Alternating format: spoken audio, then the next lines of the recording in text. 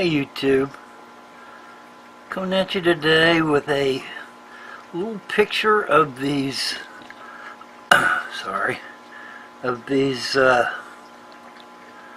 fry in this quarantine tank. And you can see one going across the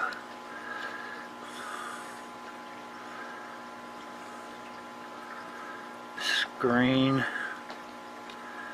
It's going to be hard to focus on them, but I think you can see them. There's one pretty close.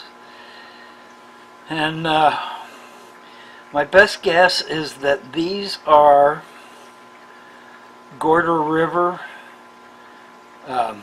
fry, if they aren't a potential hybrid rainbow fry, because we've got a couple of unnamed species and a turquoise rainbow also in that tank with all those Gorder Rivers. So it's possible that they are hybrid fry, which means we need to keep a good close eye on them and make sure that they're solid fry. Right now they're swimming around eating Repashy powder, which I just dusted on the end of my finger and dropped into the tank. And I thought I'd just take a minute and get a clip of them doing this. Basically, the Repashy powder will just kind of float on the surface for a while and then slowly start to rain down in tiny little pieces. And while it's probably not the best fry food there is, it's nutritionally complete. This is Soylent Green that I'm using. I've got two Repashys open right now, and rather than the Fruit Loops, I figured I would use the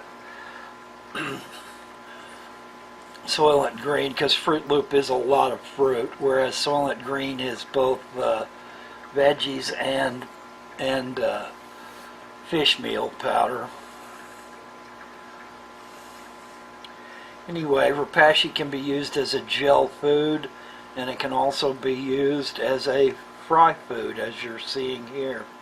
I'm not sure that you can really see the tiny little pieces of Repashy float down, but they're doing it, and the fry are eating them. I've watched one get a larger piece and suck it in and then spit out a piece of it and finish the rest of it. Broke it into two pieces and ate one piece. You can kind of see it. Mostly what you're seeing on the back wall of the tank is diatomaceous algae, which is pretty much in force right now in this tank, which the diatomaceous algae will also offer a place for microfauna to exist, and these little teeny fry can also graze on the diatomaceous algae and eat microfauna. Now, these fry came as a complete surprise to my wife and I, because her 75-gallon rainbow tank is just on the other side of this tank. You can kind of get bits and pieces of it through the diatomaceous algae. It's right behind where the camera is pointed. What appears to have happened is that she had been moving. She had a lot of excess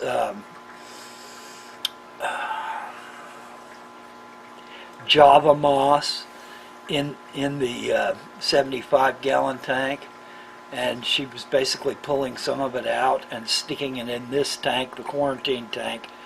One, to get it out of the 75, and two, to give a little bit of plant life in this tank. I'd scan around the bottom of it, but there's really not much to see. Just a couple of pieces of spider wood and some of the plants that have been moved, and some of the mulm that has settled on the bottom of this quarantine tank, which is basically just a 29-gallon with an inch or so of Eco-Complete on the bottom of it. It's got a 10-gallon sponge filter, air operated, and half of it is on a under gravel plate that's running.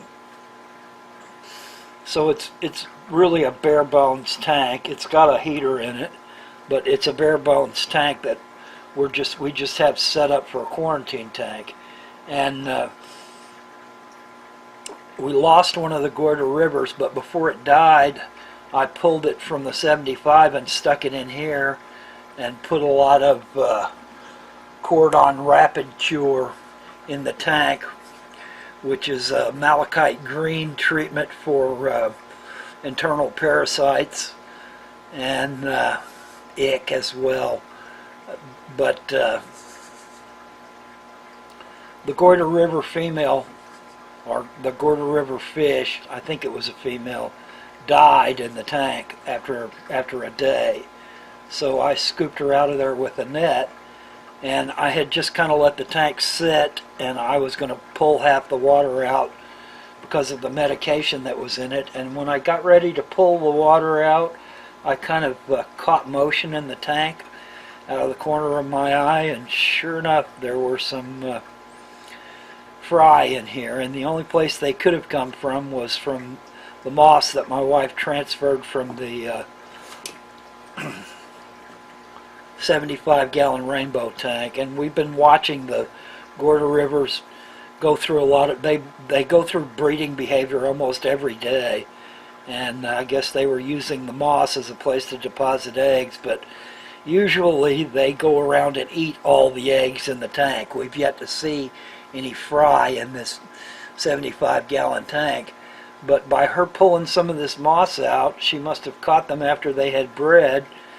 The eggs had been scattered, and she managed to catch, I've counted 10 at one time. So I just thought I'd give you a little close-up view of these unexpected fry that we ended up with. Goiter River rainbow fry is what I'm assuming they are. Good luck, YouTube.